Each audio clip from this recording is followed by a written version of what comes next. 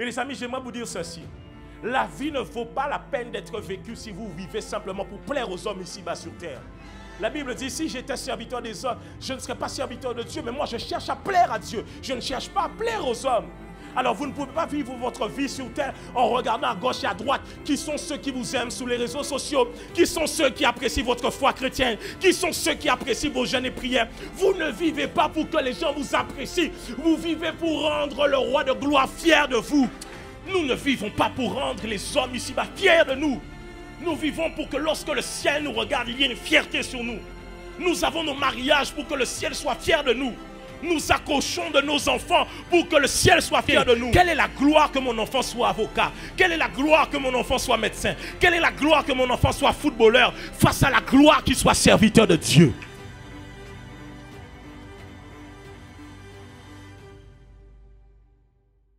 Alors, le message que je vais vous apporter, c'est quelque chose que Dieu a mis sur mon cœur de pouvoir partager avec vous.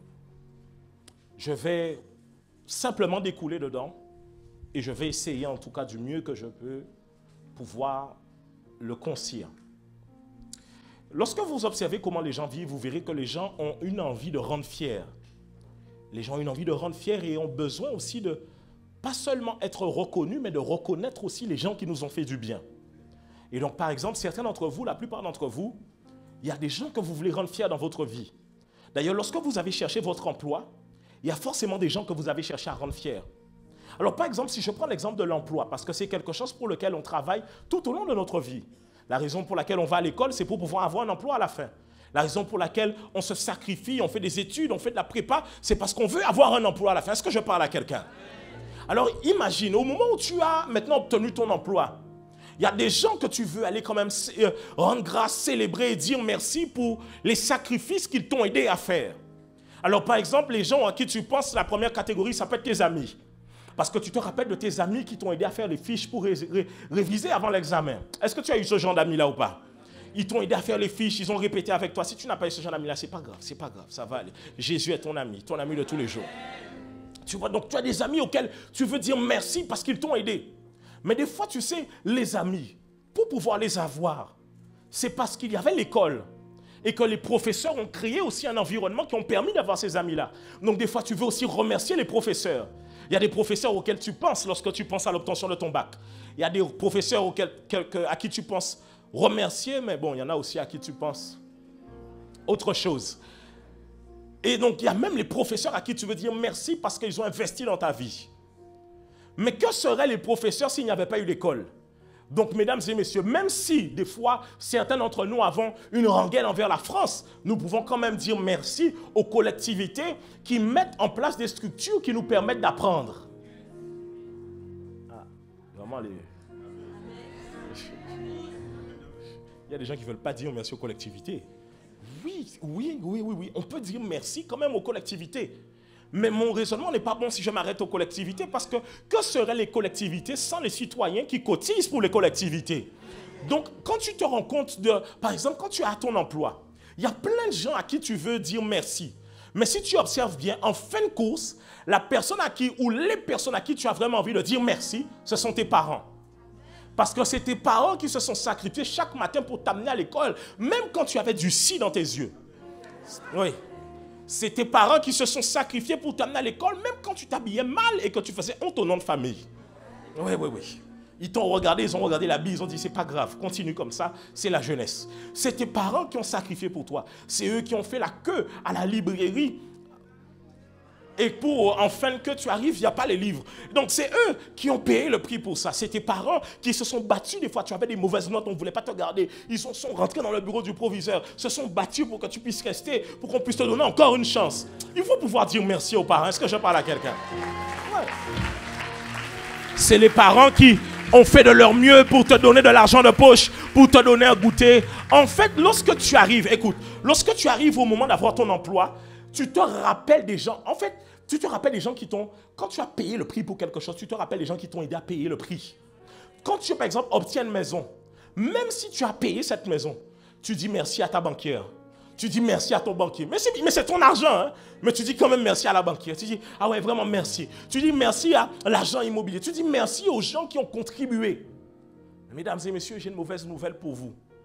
Souvent, lorsque j'observe les chrétiens, je me rends compte d'une chose. C'est que leur vie ne dit pas assez merci à Dieu pour les choses qu'il a déposées en eux. Parce que seraient tes parents sans la santé que Dieu leur a prêtée? Que seraient tes parents sans ces capacités que lui a déposées dans ta famille et qui a amené de génération en génération? Alors vous vous rendez compte que lorsque quelqu'un investit en nous, on a envie de lui dire merci. Ma question pour vous, c'est est-ce que vous savez dire merci à Dieu pour l'investissement qu'il a déposé à l'intérieur de vous? Et vous allez me dire de quel investissement tu parles, pasteur. Je vais vous dire de quel investissement. Les amis, le titre de mon message pour vous, c'est « N'usurpe pas la grâce ». N'usurpe pas la grâce. Pourquoi je parle de ça ce matin? Parce que malheureusement, je croise beaucoup de chrétiens à qui Dieu a fait de particulières grâces. Tu sais, il y a des gens, quand tu les vois, tu sens que la main de Dieu est sur eux. D'ailleurs, la main de Dieu est sur tout le monde, mais il y a des gens, tu sens que lui particulièrement, Dieu a mis ça dans sa vie. Lui particulièrement, Dieu a mis ça dans sa vie. Mais je me rends compte souvent que votre vie ne dit pas merci à Dieu. Je vais vous expliquer pourquoi. Lorsque vous cherchez un emploi et que vos parents ont payé le prix pour vous amener à l'école, vous allez chercher un emploi. Écoutez, si vos parents ont payé le prix pour vous amener en prépa, ensuite pour vous amener en école d'ingénieur, ce n'est pas lorsque vous allez obtenir un job de caissier que vous allez aller voir vos parents. Parce que vous allez mettre en corrélation le job de caissier et les sacrifices des études que vos parents ont payés.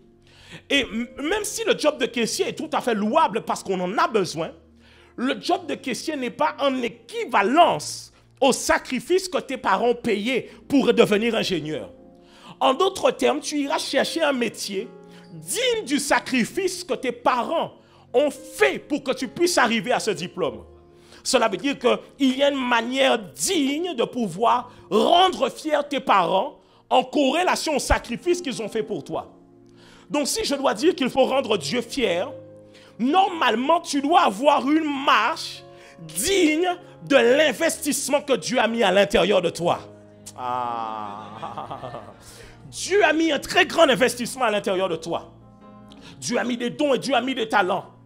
Et malheureusement, ce que vous ne vous rendez pas compte, c'est que l'une des choses que Satan a cherché à faire et que Satan fait, c'est vous amener à usurper ses grâces. Et lorsque je parle de grâce, je ne parle pas de la grâce comme la miséricorde et ce qui est mérité de la part de Dieu. Je parle de la grâce comme du charisme et des dons que Dieu dépose à l'intérieur de vous. Les amis, dans ce monde dans lequel nous vivons, beaucoup de gens sont en train d'usurper les grâces de Dieu. Combien de stars aujourd'hui sont en train d'être idolâtrés par des gens alors que ces grâces de savoir chanter leur ont été données de Dieu. Mais les grâces, ils ne les utilisent pas pour rendre gloire à Dieu. Combien de gens ont des capacités, des dons et des talents, mais utilisent ces choses pour les choses du monde. Et aujourd'hui, on se retrouve avec beaucoup de chrétiens qui, sans se rendre compte, sont en train d'usurper la grâce de Dieu. Et j'ai envie de te dire ce matin, n'usurpe pas la grâce. Ouais. N'usurpe pas. Dieu a investi à l'intérieur de toi. Dieu est le meilleur. Écoutez, je vais utiliser ce langage-là. Le meilleur des businessmen. Quand Dieu a pensé à toi, il a mis un investissement particulier. Ma question pour toi, c'est est-ce que le ciel est fier de ce que tu es en train de faire sur terre? Je n'ai pas dit est-ce que les hommes sont fiers. Je n'ai pas dit est-ce que la société est fière. Je n'ai pas dit est-ce que ta famille est fière. Parce que par-dessus tout, peu importe ce que ta famille a fait pour toi, c'est Dieu qui leur a prêté le souffle de vie pour qu'il puisse le faire pour toi. Alors je te repose ma question. Est-ce que le ciel est fier de ce que tu fais sur terre? Combien de personnes arrivent le jour des awards? Ils ont chanté des chansons d'insanité, d'impudicité. Et ils arrivent dans le micro et ils disent avant tout, je veux rendre gloire à Dieu. Quel Dieu? Il faut nous donner son nom exact pour que l'on puisse savoir de quel Dieu tu parles. Parce que comment, certes, ce don, c'est Dieu qui te l'a donné, mais qu'en as-tu fait avec? Et beaucoup de gens disent de toute façon, mais c'est Dieu qui a donné ça. Oui, c'est Dieu qui l'a donné. Mais est-ce que ça rend gloire à Dieu? Est-ce que ça rend gloire à son royaume? Et les amis, j'aimerais vous dire ceci. La vie ne vaut pas la peine d'être vécue si vous vivez simplement pour plaire aux hommes ici-bas sur terre. La Bible dit, si j'étais serviteur des hommes, je ne serais pas serviteur de Dieu, mais moi je cherche à plaire à Dieu. Je ne cherche pas à plaire aux hommes. Alors vous ne pouvez pas vivre votre vie sur terre en regardant à gauche et à droite qui sont ceux qui vous aiment sur les réseaux sociaux, qui sont ceux qui apprécient votre foi chrétienne, qui sont ceux qui apprécient vos jeûnes et prières. Vous ne vivez pas pour que les gens vous apprécient, vous vivez pour rendre le roi de gloire fier de vous. Je ne sais pas si je parle à quelqu'un ce matin. Mais j'ai envie de te dire ceci, assieds-toi, assieds-toi. Tout à l'heure, tu pourras te mettre debout, assieds-toi. Je veux que ça rentre à l'intérieur de toi. Nous ne vivons pas pour rendre les hommes ici-bas fiers de nous. Nous vivons pour que lorsque le ciel nous regarde, il y ait une fierté sur nous. Nous avons nos mariages pour que le ciel soit fier de nous. Nous accouchons de nos enfants pour que le ciel soit fier de nous. Nos enfants, mais écoutez, quelle est la gloire que mon enfant soit avocat? Quelle est la gloire que mon enfant soit médecin? Quelle est la gloire que mon enfant soit footballeur? Face à la gloire qu'il soit serviteur de Dieu. Oui. Alors ce matin, je veux parler à des chrétiens pour leur dire ce matin, il y a une personne que vous devez rendre fière et son nom c'est Jésus-Christ de Nazareth. Il dit parce que tu as donné ta vie pour nous, alors nous décidons de donner notre vie pour toi. Nous n'avons pas de vie d'ailleurs, même lorsque nous disons j'ai donné ma vie à Christ. Autrefois tu étais mort, quelle vie que tu lui as donnée. Alors ces capacités que tu as, tu es devenu un grand braqueur. Avec la force que Dieu t'a donnée, maintenant te voilà en train de braquer les gens. Quelle gloire Dieu en tire là-dedans. Avec les dons que Dieu t'a donnés, tu fais les vêtements impudiques. Oui. Avec la voix que Dieu t'a donnée, tu chantes des chansons pour des ex qui n'ont rien fait pour toi. Ouais. Te voilà maintenant, tu fais des covers pour un ex. Des fois, un ex que tu n'as même pas. Ouais. Ouais. Te voilà maintenant en train de rendre gloire.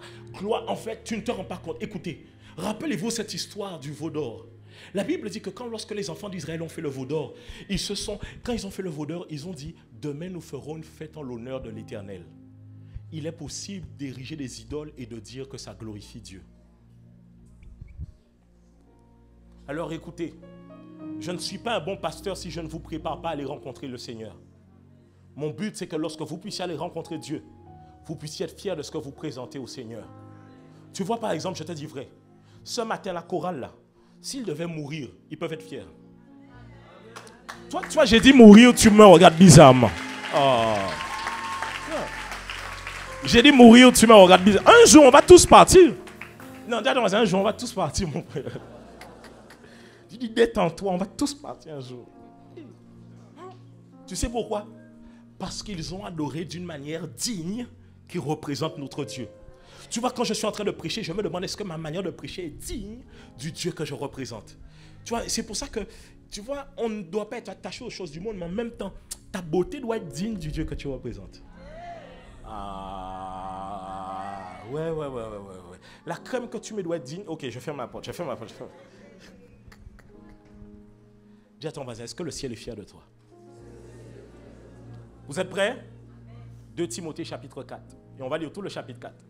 Je vous ai dit qu'on lit le dimanche. Hein? Yes. Quand tu y es, tu peux simplement lever la main comme ça, je vois qui y est déjà. 2 Timothée 4, 2 Timothée 4, 2 Timothée 4, 2 Timothée 4, 2 Timothée 4, 2 Timothée 4. On va faire quelque chose même. Vous levez tous la main. Levez tous la main. Quand tu y es, baisse la main. Comme ça, je vois qui n'est pas encore. Je te donne encore un peu de temps. 2 Timothée 4. Avant Tite. Tite avant Philémon. Bon, c'est 2 livres pas faciles à chercher. Tu y es? C'est bon? On peut y aller? 1, 2, 3. Je t'en conjure devant Dieu et devant le Seigneur Jésus-Christ. C'est Paul qui parle. Hein? Il dit qu'il doit juger les vivants et les morts. Tu vois, donc il parle du jugement. Et au nom de son apparition et de son royaume, prêche la parole. Insiste en toute occasion, favorable ou non. Reprend, censure, exhorte. Vas-y avec moi. Avec toute douceur. Et car il viendra un temps où les hommes ne supporteront pas la saine doctrine, mais ayant la démangeaison d'entendre des choses agréables, ils se donneront une foule de docteurs selon leurs propres désirs, détourneront l'oreille de la vérité et se tourneront vers les... Mais toi, sois sobre en toutes choses, supporte les souffrances, fais l'œuvre d'un évangéliste, remplis bien ton ministère. Et là, verset 6. Car pour moi, je sers déjà de libation et le moment de mon départ approche. J'ai combattu le bon combat, j'ai achevé la course, j'ai gagné. En fait, Paul est en train d'écrire cette lettre alors qu'il est en prison. Il est dans sa 2e captivité à Rome. La première captivité de Paul était un peu plus agréable parce qu'il avait un logement, il pouvait recevoir les gens. Mais la 2e était un peu plus difficile. Et tu vois au verset 6, Paul fait déjà un constat. Il dit, car je sers déjà de libation. Tu sais, il parle déjà de dire, j'ai achevé la course. Voici la lettre de quelqu'un qui est en train de dire que je pars bientôt. Ouais. Verset 7. J'ai combattu le bon combat, j'ai achevé la course, j'ai gardé la foi. Désormais, la couronne de justice m'est réservée. Le Seigneur, le juste juge, me la donnera dans ce jour-là. Et non seulement à moi, mais encore à tous ceux qui auront aimé son avènement. Viens au plus tôt vers moi. Il dit à Timothée, viens au plus tôt parce que je suis sur le point de partir. Car Démas, par amour pour le siècle présent, il est parti pour Thessalonique. Crescens est allé en Galatie. Tite en Dalmatie. Luc seul est avec moi. Prends Marc et amène-le avec toi, car il m'est utile pour le ministère. J'ai envoyé Tychique à Éphèse. Quand tu viendras, apporte le manteau que j'ai laissé à Troas, chez Carpus, et les livres, surtout les parchemins. Quand il demande le manteau, les commentateurs disent qu'il se peut qu'il fasse froid là où il est. Donc il a besoin de son manteau. Il n'est pas dans le même style de captivité que la première captivité qu'il avait. Alexandre le forgeron m'a fait beaucoup de mal. Il parle de ceux qu'il a lui-même livrés à Satan, parce qu'ils étaient en opposition à l'évangile. Le Seigneur lui rendra selon ses œuvres. Garde-toi aussi de lui, car il s'est fortement opposé à nos paroles. Vous voyez que Paul disait à son fils, garde-toi de lui. Ouais, c'est biblique. On peut avancer? On peut avancer? Dans ma première défense, personne ne m'a assisté, mais tous m'ont... On peut relire ça ou pas? Dans ma première, personne ne croit? Mais qu'est-ce qu'ils ont fait? Que cela ne leur soit point imputé. C'est le Seigneur qui m'a assisté et qui m'a fortifié, afin que la prédication fût accomplie par moi et que tous les païens l'entendissent. Et j'ai été délivré de la gueule du lion. Le Seigneur me délivrera de toute œuvre mauvaise et il me sauvera pour me faire entrer dans son royaume céleste. À lui soit la gloire. Amen. Salut Prisca et Aquilas et la famille d'Onésiphore. Eraste est resté à Corinthe et j'ai laissé Trophime malade à Milet. Tâche de venir avant l'hiver. Eubulus, Pudence, Linus, Claudia et tous les frères te saluent. Que le Seigneur Jésus-Christ soit avec ton esprit. Que la grâce soit avec vous.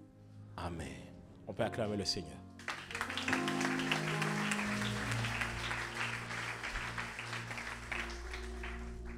Oui. Oui. 2 Timothée chapitre 4 verset 10. Est-ce que vous pouvez lire pour moi? 2 Timothée 4, 10. Qu'est-ce qu'il dit dans le Timothée 4, 10? On va reprendre tous ensemble. 1, 2, 3.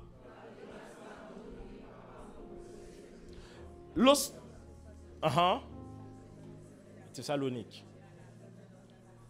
Lorsqu'on regarde l'histoire de Démas, et j'aime beaucoup son histoire parce qu'elle est parlante. Il dit, Démas m'a abandonné pour l'amour du siècle présent, il est parti en Thessalonique. Alors vous devez savoir que l'apôtre Paul va citer Démas 3 fois. La première fois qu'il cite Démas, il dira que c'est mon compagnon d'œuvre. La deuxième fois, il va juste citer Démas. Et la troisième fois, il dit, Démas m'a abandonné. Certains commentateurs et théologiens disent que peut-être que si la deuxième fois, il n'a pas dit c'est mon compagnon d'œuvre, c'est parce que sa foi commençait déjà à vaciller. Mais on peut se poser la question, pourquoi sa foi commence à vaciller? Les amis, n'oubliez pas dans quel contexte Paul est en train d'écrire cette lettre. C'est la deuxième fois qu'il est en captivité à Rome. La première fois, Démas a déjà connu cette captivité, mais ce n'était pas le même genre de captivité. C'était une captivité où il avait l'occasion de recevoir les gens. Tu t'imagines, c'est une belle captivité, ça quand même. Parce qu'à un moment donné, dans le livre de Actes, je crois au chapitre 28, Paul dit, est-ce que vous me gardez en prison? Il dit, non, on te laisse ici, tu es libre de recevoir du monde. Donc tu vois, la première captivité n'est pas la même, mais la deuxième est plus difficile. Donc lorsque j'observe le départ de Démas, Démas me fait penser à un homme que tu connais. Démas me fait penser à Judas. Parce que Judas n'a pas trahi Jésus au commencement. Judas a trahi Jésus quand il savait qu'on voulait mettre la main sur lui et que la fin était proche. Et donc il se peut que Démas ait abandonné Paul parce qu'il sentait que Paul, là, tout ce qui le représente et la foi et l'évangile qu'il a, est sur le point de réellement périr parce que le voilà en prison. Et Démas peut-être avait le flair de savoir que cette fois-ci, le gars ne va pas s'en sortir. Et il se peut qu'il ait été en Thessalonique parce qu'il a préféré aller dans un lieu où il cherchait le confort. Quand vous allez chercher, qu'est-ce que Démas veut dire? Il y a plusieurs termes pour ça. Mais il y a deux termes qui reviennent. Un terme qui parle de comme gouverneur du peuple ou un terme qui parle comme de populaire. Vous me suivez jusque-là? Ok. Alors les amis, il se peut que Démas, en fait, son problème à lui intrinsèquement, c'est qu'au fond de lui, relisez bien, il dit « Car Démas m'a abandonné pour l'amour du siècle présent. » il est intéressant de voir que Paul n'a pas dit Démas a abandonné la foi. Démas n'a pas abandonné la foi. Démas a abandonné Paul. Il se peut que beaucoup d'entre vous, vous n'avez pas abandonné la foi, mais vous avez abandonné l'œuvre de Dieu. Rappelez-vous ce que je vous avais expliqué. Quand on dit que Démas m'a abandonné pour l'amour du siècle présent, Paul ne dit pas qu'il m'a abandonné pour le péché. Il dit qu'il m'a abandonné pour l'amour du siècle présent. En d'autres termes, lorsque Démas regarde la vie de Paul, il dit le gars là souffre trop dans sa vie. C'est quoi cette histoire de souffrir comme ça? Il regarde la vie de Paul. Il dit, mais toi, tu as avant Paul, et avait quand même Lydie qui donnait des biens pour lui, qui donnait des finances. Paul voyageait, Paul partait dans certains endroits. Le voilà maintenant à Rome, détenu en captivité, n'ayant même pas un manteau, demandant à Timothée de lui amener un manteau. Donc Paul se retrouve comme sans rien à partir d'aujourd'hui. Et donc Démas commence à faire le parallèle. Il dit, avant, Renaissance était une église hype. Maintenant, quand tu vas là-bas, on te critique beaucoup. Ah, j'arrive. Parce que je vois beaucoup de chrétiens. Écoutez, j'ai vu les gens de l'église La Compassion allumer leur TikTok. Et ça a répondu à ce que je vous ai dit depuis longtemps. Je vous ai dit depuis 5 ans, je vous ai dit, depuis 2020 par là, je vous ai dit, écoutez-moi bien, il n'y aura plus aucune église à la mode. Je vous avais déjà dit ça. Je vous ai dit quelques années avant, même les églises comme Millsong, qui sont vues un peu hype, vont être épinglées. Ça s'est fait. Elles ont été épinglées. Aujourd'hui, même La Compassion, regarde comment on est en train d'harceler le pasteur Marcelo sur les réseaux en énumérant des choses. Alors tu te rends compte, les gens qui étaient à La Compassion, parce que ça fait bien d'être chez le pasteur Marcelo, c'est la prédication de la sanctification, c'est celui qui n'est pas comme les autres hommes de Dieu, il n'est pas dans des scandales, il n'est pas... Le tour de tout le monde finit par arriver tôt ou tard. Tu penses que ton église est cool et hype, et surtout quand les chrétiens me disent, moi dans mon église c'est pas comme ça. Tu n'as qu'à gagner beaucoup d'âmes en 2025. Tu vas voir si en 2026 on ne va pas préparer un joli scandale pour toi. Et vous pensez les amis que les scandales que les gens préparent forcément c'est parce qu'il y a des raisons. Pas forcément. Et j'ai vu combien de gens maintenant, je me rends compte de ça, qu'il y a beaucoup de chrétiens, ils sont comme des masses. Demande à ton voisin, est-ce que c'est toi des masses? Est-ce que c'est toi des masses? En fait, vous, ce que vous aimez, c'est la hype qui est autour de la foi chrétienne. Beaucoup étaient chrétiens quand Kanye West était chrétien. Kanye West n'est plus chrétien, ils ne sont plus chrétiens maintenant. Beaucoup étaient chrétiens quand Justin Bieber a sorti un album. Ils se sont dit, voilà, je suis chrétien. Voilà. Mais des fois, quand c'est plus à la mode, on ne les voit plus du tout. Est-ce que tu seras chrétien même lorsque ce ne sera plus à la mode? Parce qu'il y a un moment, tu sais, quand le réveil est là, il y a un moment donné où être chrétien, c'est à la mode. Et ça fait joli. Tu mets God first dans ta bio Instagram. Tu mets un verset en même temps, tu as une photo en maillot de bain. Je ferme la parenthèse. Je peux y aller? Bon, moi, je réouvre la parenthèse. Je n'ai jamais compris ces comptes Instagram qui ne glorifient pas Dieu. Est-ce que tu penses que Dieu va venir liker ce genre de photos où tu viens nous déballer les choses que le Seigneur lui-même a emballées dans le jardin d'Éden?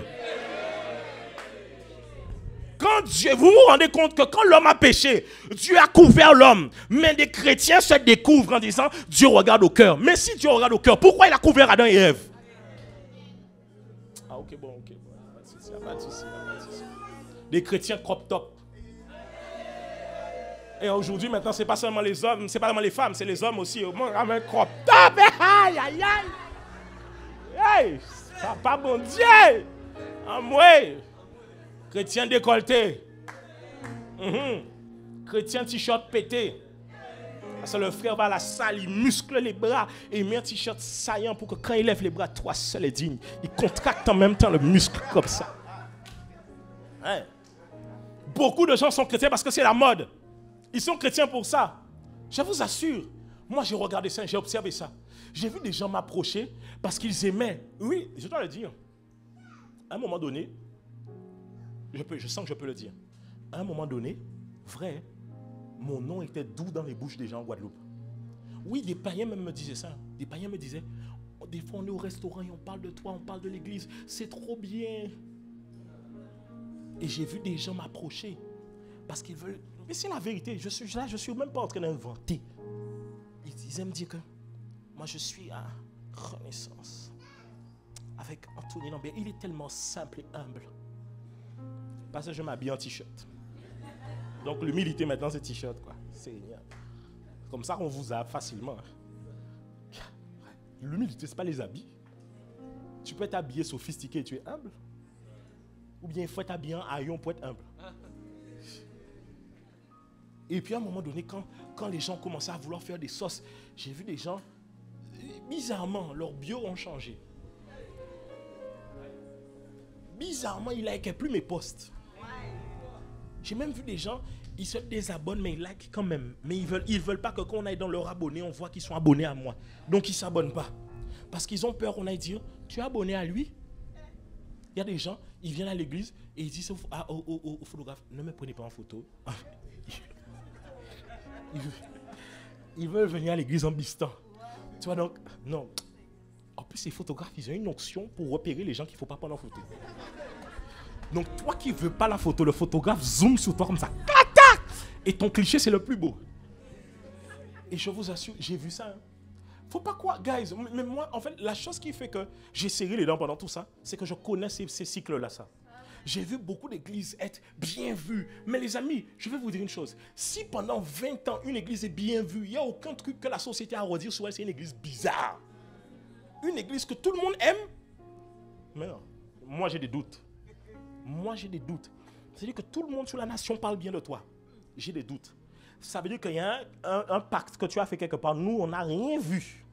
Parce que je t'assure, quand tu marches avec Dieu, c'est impossible que ton nom ne soit pas sali. C'est impossible. L'une des choses qu'on va arracher chez toi, c'est ta réputation. Et j'ai vu des gens comme Démas qui aiment la popularité. Vous savez qu'il y a des gens, ils sont venus à Christ. Et je vais vous dire ça, j'ai envie de vous dire ça ce matin. L'onction et la grâce ne sont pas des ascenseurs sociaux.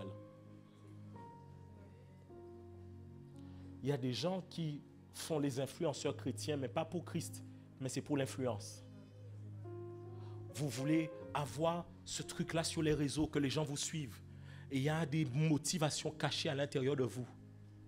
Et combien d'influenceurs chrétiens ont commencé en parlant de Dieu et du jour au lendemain, leur contenu a changé. Leur DA ne parle plus du tout de Dieu parce qu'ils disent que non, moi maintenant j'essaie de m'ouvrir à tout le monde. C'est bizarre, c'est nous les chrétiens qui t'avons fait monter, maintenant tu nous renies pour aller voir des gens qui n'ont jamais confessé ta foi.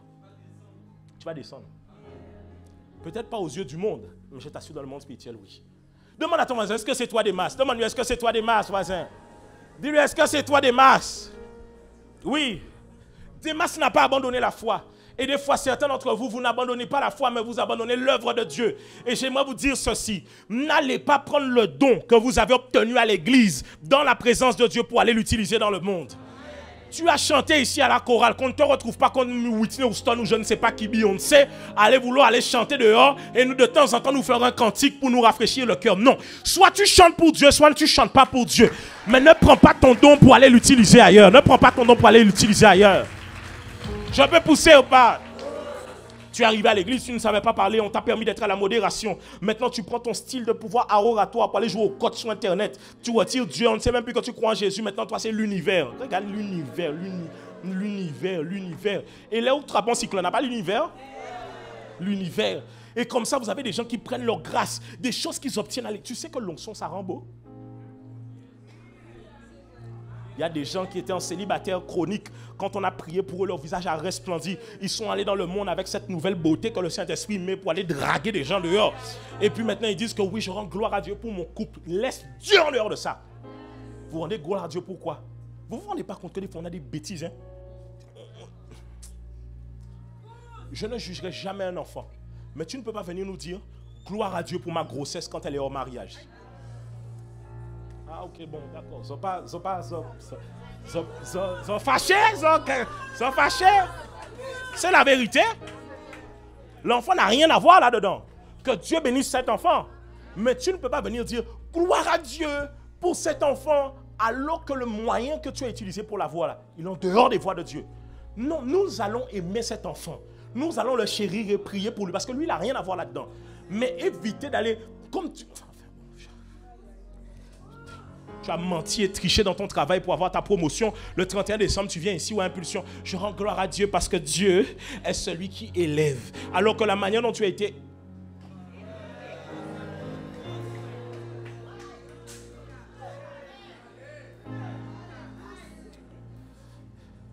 On dit à ton voisin, n'usurpe pas la grâce. Vous savez pourquoi je vous dis ça? À un moment donné, vrai, je pouvais faire ça. Hein? Au moment où je commençais à prêcher souvent, j'ai été m'essayer au stand-up. Et ça s'était bien passé, je vous ai déjà raconté l'histoire. Ça s'était super bien passé. On m'a dit, non, tu es vraiment bon, on veut te faire revenir. Et ça, on voulait me faire rentrer dans un crew avec d'autres artistes humoristes. Et quand on m'a dit, on veut te faire prester à nouveau, on m'a dit, c'est le dimanche lors de brunch comédie. Sauf que les brunch comédie, c'est quel jour? C'est le dimanche. J'ai dit, je préfère utiliser ma manière de parler pour aller prêcher l'évangile. Oui, tu aurais peut-être vu un spectacle sur moi sur Netflix. Hein? Oui, vraiment, vraiment. J'aurais été un gars BCBG, tu vois, j'aurais un style particulier, avec des blagues un peu, tu vois, qui remettent en question la société et le chlordécone. Mais je n'aurais pas prêché l'évangile. Alors ne fais pas cette erreur-là, de prendre cette grâce que Dieu t'a donnée. Qu'est-ce que Dieu t'a donné et que tu vas aller mettre ça dehors?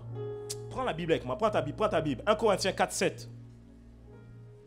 Fais vite. 1 Corinthiens 4, 7. 1 Corinthiens 4, 7. 1 Corinthiens 4, 7. 1 Corinthiens, c'est avant 2 Corinthiens. Tu as 1 Corinthiens? Qu'est-ce qu'il dit? Qu'est-ce qu'il dit dans 1 Corinthiens 4, 7? Il dit quoi? Si tu l'as reçu, pourquoi te glorifies-tu comme si tu ne l'avais pas reçu? Et je vous dis ça pourquoi? Parce que je le vois souvent. Vous savez, mais malheureusement, je vais vous dire un secret. Je peux vous le partager. Souvent, les gens, il faut faire la différence entre quitter la foi et quitter l'œuvre.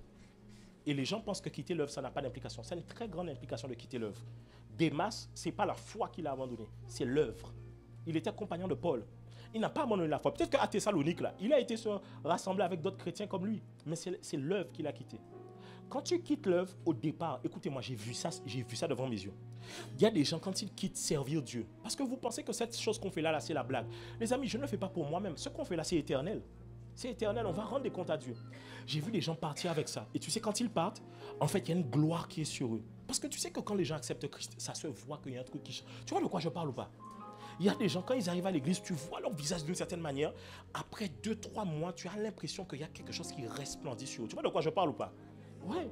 Tu sais que, je vous dis vrai, je te pose une question. Tu es prêt pour ma question? Tu as déjà entendu des histoires d'hommes de Dieu qui ont couché avec des sœurs? Sincèrement, quand tu vois leur tête,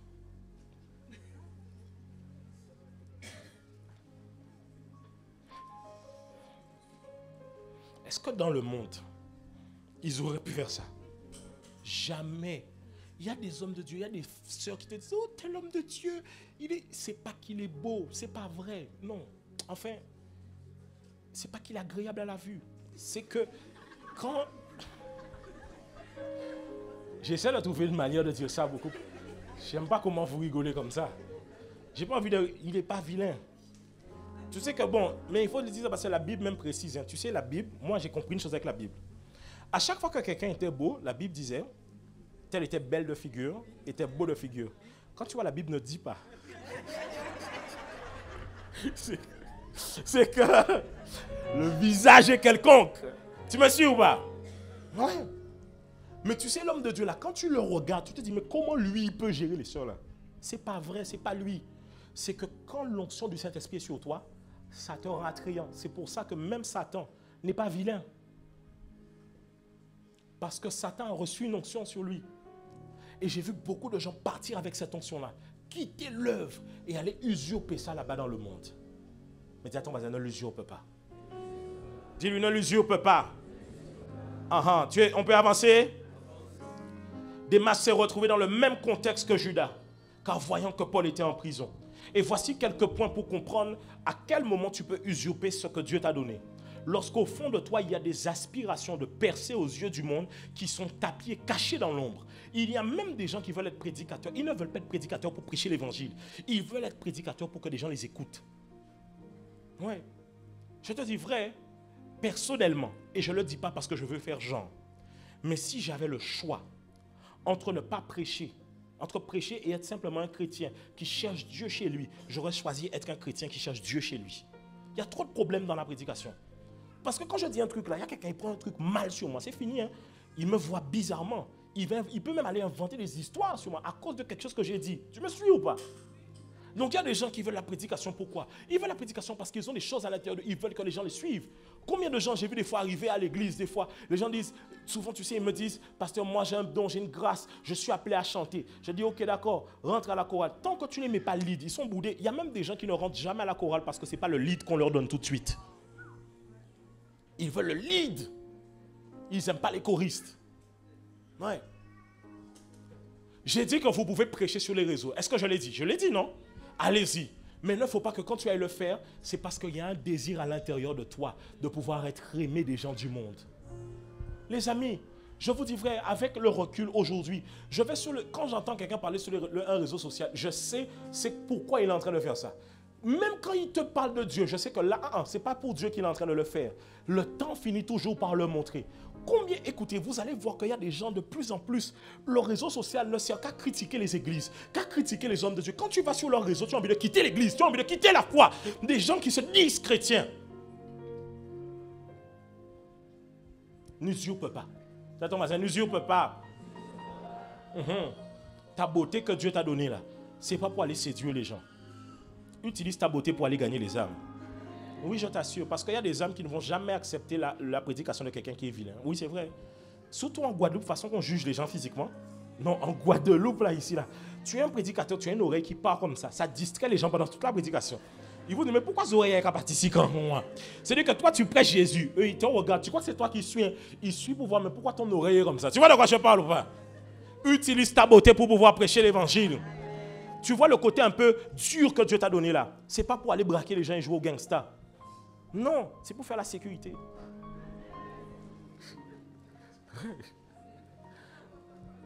Un jour, on avait un problème avec quelqu'un qui nous menaçait beaucoup.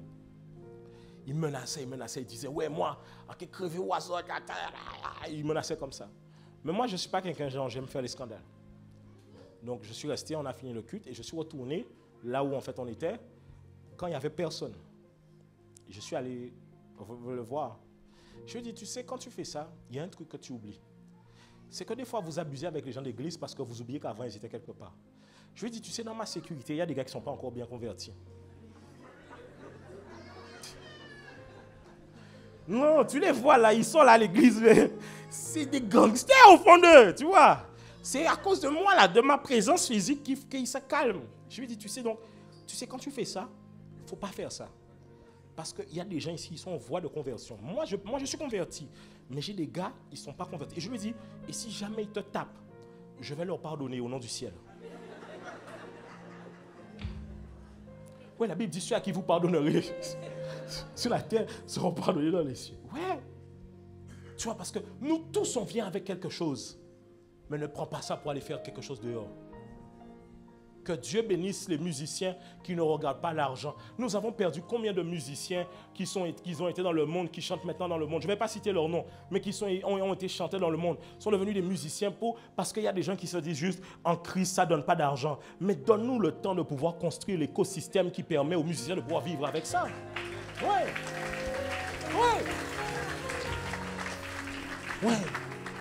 Tu le vois des fois. Des fois, j'écoute certains. Un jour, un jeune rappeur chrétien m'a envoyé une musique à lui. Quand il m'a dit, tiens, envoie ça, dis-moi ce que tu en penses. Je n'ai jamais répondu. J'avais envie de lui dire, mais toi, tu n'as pas quitté le monde. Même la manière dont tu dis Jésus dans ton rap, on sent que c'est la cité. Ouais. Et je me parlais de ça même avec un ami chrétien, moi, un rappeur. Je lui disais, vous savez, je lui dis, vous avez un problème, les rappeurs chrétiens à Paris. Vous ne vous défaites pas de cette mentalité de cité. Et beaucoup d'entre vous, rappeurs chrétiens, vous n'avez aucune église locale. Parce que cette mentalité rebelle de la cité-là, elle vous suit même à l'église. La cité n'est pas mauvaise, mais les mauvaises valeurs de la cité ne rentrent pas dans ta marche avec Christ. Et beaucoup de gens ne font pas ce travail-là, ça sur eux. Parce que pourquoi au final, la seule raison pour laquelle tu mets Jésus dans ton rap, c'est parce que tu es chrétien, tu ne peux plus chanter pour le monde. Mais sinon, le même cœur pour le monde est présent. Comment on peut le voir? Pas dans ta musique, dans la vie que tu vis. Dis à ton voisin, n'usurpe pas. Demande à ton voisin, c'est quoi tes grâces? Non, demande-lui, c'est quoi tes grâces? C'est quoi les talents que tu as? Dis-lui, voisin, utilise ça pour la gloire de Dieu. Non, tu sais coudre, fais-nous des vêtements pour la gloire de Dieu. Oui, tu sais faire des ongles, ne nous fais pas des ongles Cardi B. Oh, c'est elle, hein? Ah, je sais pourquoi je suis venu ici. Tu sais, il ne faut pas nous faire les ongles Cardi B. Non! Fais-nous les ongles qu'une chrétienne peut porter. Les gens, donc, tu ne peux pas tenir le micro avec ça. Non, il faut arrêter avec ça. Tu maquilles, ne nous fais pas les maquillages. Je t'assure, tu vois. Ah, tu sais que... Enfin, en fait, j'ai envie de vous dire une chose. Tout ce que vous voyez que je fais, je ne fais rien au hasard. Mais au fond de moi, il y a quelque chose. C'est ce jeune garçon qui a accepté Christ quand il était jeune. Et s'il y a une chose que je ne perds pas, c'est la motivation pour laquelle je fais ce que je suis en train de faire. Si vous ne faites pas attention, parce que je sais, tu sais, je sais, on est une église quand même, on est BG. Non, mais non. C'est la vérité. Moi, il y a des frères qui m'ont dit ça. Il y a un frère là, il va à l'église. Il m'a dit, pasteur, ah ouais, ça arrête où à l'église là? Je dis, pourquoi? Mais il y a beaucoup de jolies sœurs. J'ai dit au moins, mon frère, tu es vrai, c'est bien. Je dis, mais Dieu va t'aider. Mais c'est vrai. Tu vois, non, il faut dire la vérité. On n'est pas une église un peu, genre, tu sais, on est bizarre, on sent mauvais, on s'habille bizarrement et on marche bizarrement. Et puis, tu sais, pendant qu'on adore, on tremble bizarrement. Non, tu vois, il y a la classe quand même. Mais que ça, là, ça ne vous voile pas. C'est pas pour ça qu'on fait ça. C'est pas pour ça qu'on fait ça. Parce que sinon, vous allez devenir des chrétiens de façade et qui, au fond d'eux, ont des aspirations que le monde. Vous n'allez pas abandonner la foi, mais vous allez aimer tellement le monde que vous allez vivre votre foi selon ce que le monde vous octroie de vivre. Un chrétien qui n'a pas peur du monde, qu'est-ce qu'il fait? Il jeûne que le monde pense qu'il est d'accord ou pas. Il prie que le monde pense qu'il est d'accord ou pas. Il se marie jeune que le monde soit d'accord ou pas. Une femme chrétienne n'en a que faire de ce qu'on dira. Elle est soumise à son mari de son plein. Oh. Ouais. Oui. Non, j'ai envie. Là, ma prédication, c'est pour te dire quoi? Fais attention. Fais attention. Je vous dis ça pourquoi? Parce que je sens cette odeur-là venir. Dernièrement, je parlais avec quelqu'un et je lui disais, tu sais, quand je parle des fois avec les gens, je me rends compte que les gens écoutent mes prédications, mais ils n'écoutent pas vraiment. Ils n'écoutent pas vraiment. Ils n'écoutent pas vraiment. Ne soyez pas des chrétiens qui... Tu sais, il y a une hype chrétienne. Une hype chrétienne. Cette hype chrétienne va t'amener à être en toute sauce partout. Ouais. Et tu aimes la hype chrétienne. Tu vois, donc tu écoutes NK Divine parce que ça fait hype chrétien. Tu écoutes Conguigno parce que ça fait hype chrétienne. Mais s'il n'y a plus de rap, tu n'es plus en Christ? S'il n'y a plus NK Divine, tu n'es plus en Christ? Nos parents n'avaient pas tout ça, ils étaient toujours en Christ. Nos parents n'ont pas connu les concerts à Bercy, ils étaient en Christ. S'il n'y a plus les pasteurs qui parlent avec beaucoup de manière très explicative, tu vois, tu ne seras plus dedans? Non. Que tout ça ne soit pas, ne te fourvoie pas. Sois réellement chrétien au fond de toi. Et ce que tu as entre tes mains, vérifie que ça sert à Dieu. Alors quelqu'un me dira, oui, mais pasteur, mais moi je ne sens pas que je suis appelé aux 5 ministères. C'est vrai. Mais même dans ton travail, ça doit servir à Dieu. Ouais. Moi, je bénis Dieu parce que la fois où ma femme et moi avaient été au Gabon, gloire sans Dieu à Dieu pour quelqu'un qui était à l'ambassade et qui était chrétien. La personne, on ne savait pas combien de temps qu'il fallait pour le visa. On a été, alors qu'on partait le lendemain. La personne nous dit, mais vous savez qu'il faut une semaine? J'ai dit, madame, je ne savais pas. Et elle nous a dit, vous partez pourquoi au Gabon? Je lui ai dit, on part parce qu'on part en mission. Elle a dit, ah. Et c'est parce qu'elle savait pourquoi on partait, qu'elle a dit, je vais voir ce que je peux faire pour vous. Mais malheureusement, vous savez ce que je me suis rendu compte aux Antilles?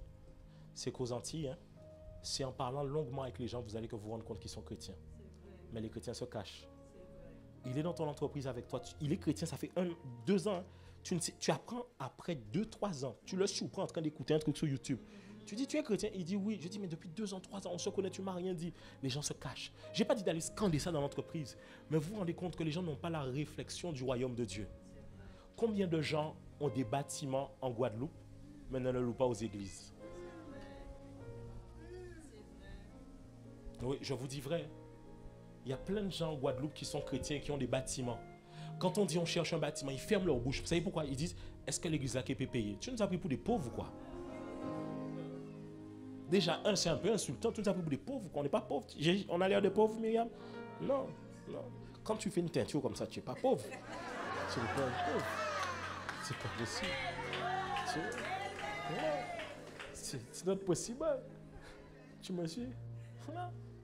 Je vous dis, hein, Il se peut que depuis 1 an, il y a quelqu'un, il est assis à l'église, il entend qu'on cherche un bâtiment. Il dit, pas lui. Bouche est sec, il se dit là. Parce qu'il ne pense pas au royaume. Il pense à sa rente qui rentre dans sa poche. Et même, j'ai découvert que même quand des chrétiens pensent au royaume, ils ne veulent même pas perdre un peu pour le royaume. C'est-à-dire que si quelqu'un a un bâtiment et qu'il le loue 5 000 et qu'il voit une église, il va louer à l'église 5 000.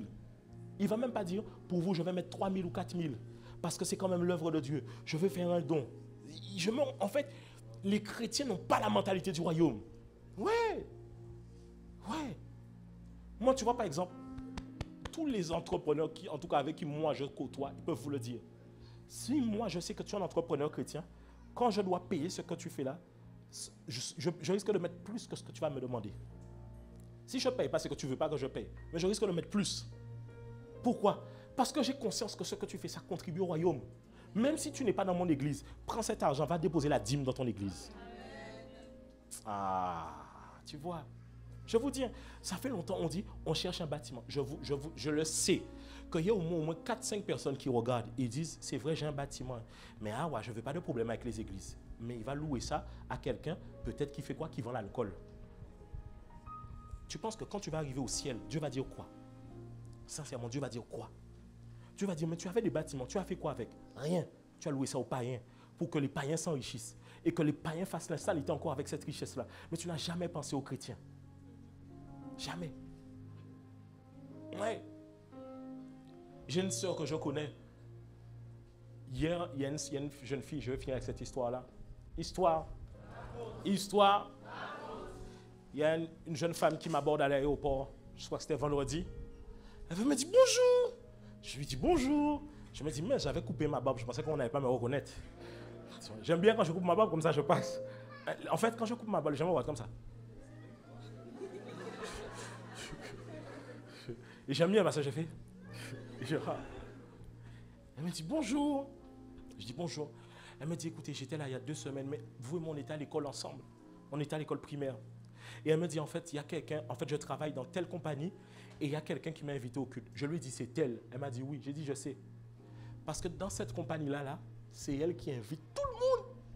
C'est que dans la compagnie, maintenant, tout le monde me connaît. C'est que quand j'arrive, on me dit, bonjour. Le pasteur de... Elle m'a dit, on vous connaît, vous êtes le pasteur de Intel. C'est-à-dire que Intel a déjà montré toutes mes vidéos là-bas. Là. Tu vois. Mais tu vois, ses collègues passaient par des moments difficiles.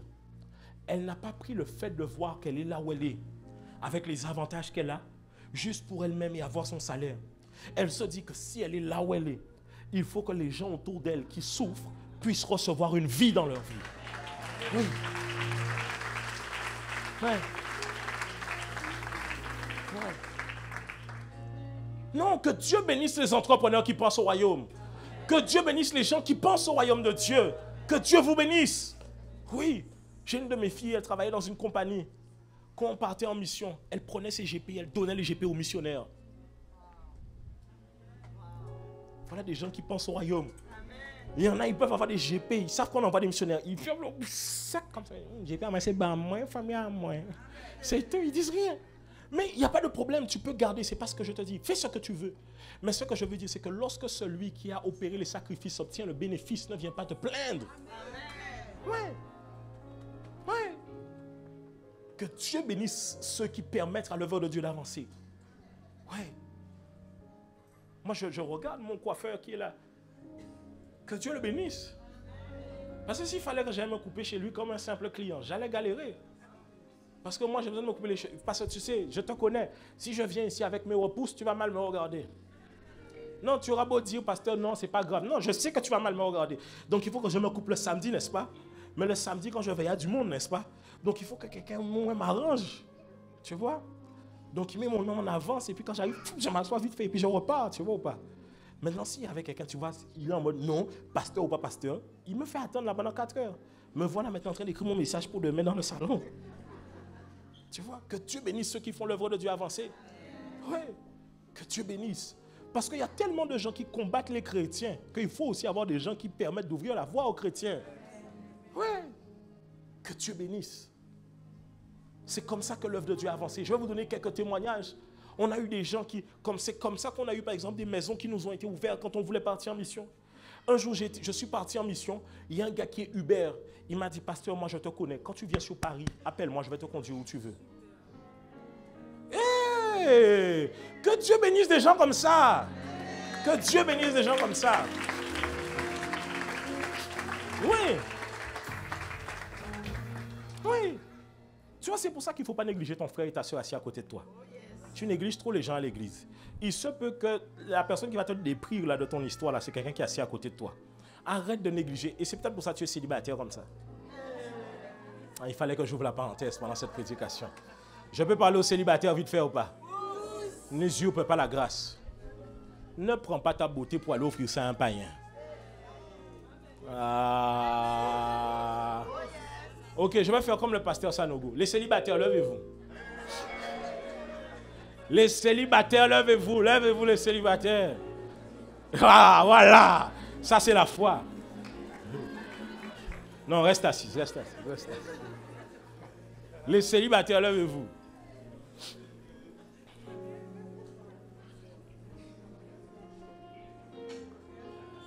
Il y a des gens qui ne se lèvent pas. Il y a des gens, ils veulent nous annoncer qu'ils ne sont pas célibataires. Hein? Bon.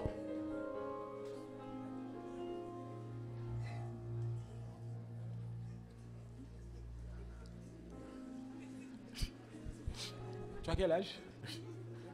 30.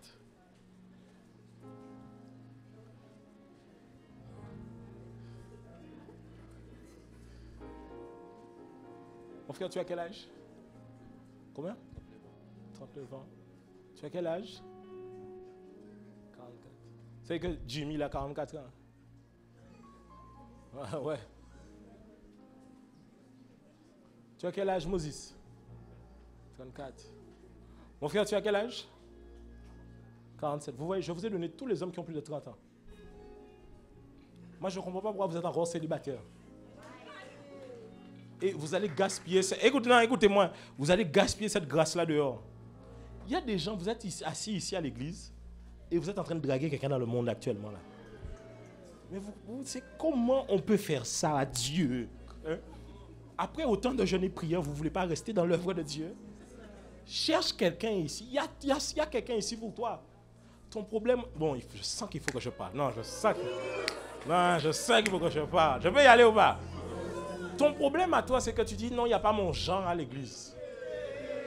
La première chose que je dois te dire, c'est est-ce que ton genre te veut?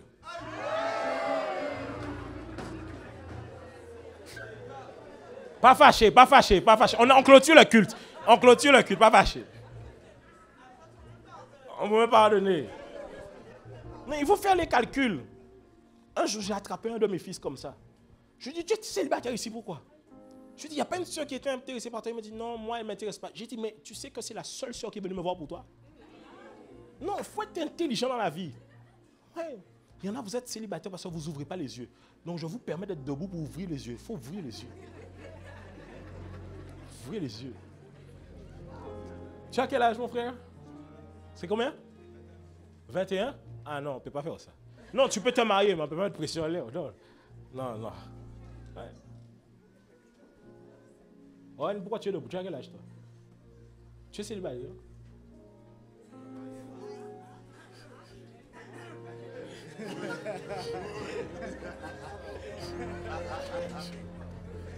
Tu es debout, pourquoi?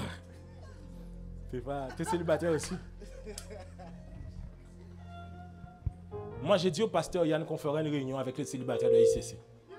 Ouais. Je lui ai dit, pasteur, je suis fatigué des célibataires à l'église. On va prendre tous les célibataires de ICC. Tous les célibataires de ICC. Je vais voir si on amène les célibataires de véritables aussi. On fait un mix comme ça, un featuring. C'est le temps pour vous de vous marier. Ouais. Hein? Le culte des célibataires. Oui, c'est vrai. Waouh. Hein? Toi, tu veux qu'il se marie, hein? J'allais. Ouais. Mais même ça, est-ce que vous savez que même ça, non, ça rentre dans mon message. Vous savez pourquoi? J'ai vu des sœurs.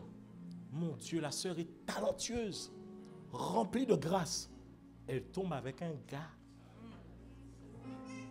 Tu sais, le genre de gars, oh là là.